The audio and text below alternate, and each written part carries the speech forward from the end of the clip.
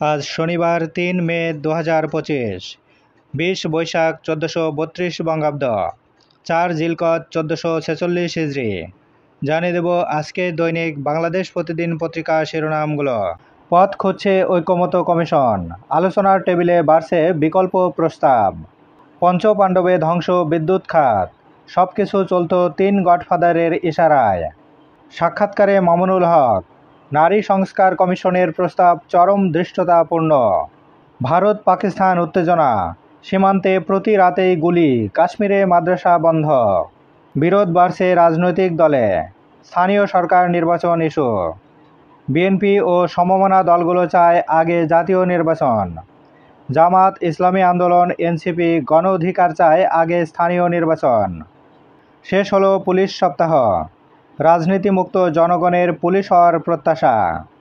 ধোঁয়াশায় ছাত্র সংসদ নির্বাচন, আচরণবিধি প্রকাশ করলেও ভোটের তারিখ দেয়নি ঢাবি। রোডম্যাপে সুনির্দিষ্ট তারিখ নেই রাবিতে, জাবিতে ভোট ৩১ জুলাই। প্রধান উপদেষ্টা, বাস্তবায়ন করতে হবে শ্রম সংস্কার কমিশনের প্রস্তাব।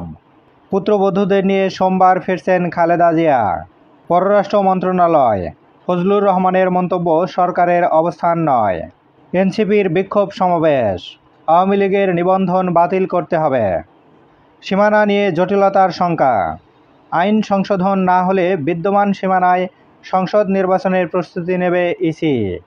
মহাসড়কের হুমকি ব্যাটারি রিকশা, বেপরোয়া চালকরা উঠে যাচ্ছেন ফ্লাইওভারে, বাড়ছে দুর্ঘটনা। আতঙ্ক বাড়াচ্ছে ডেঙ্গু, হটস্পট ৪ জেলা, চট্টগ্রাম, কক্সবাজার, বরগুনা, গাজীপুর।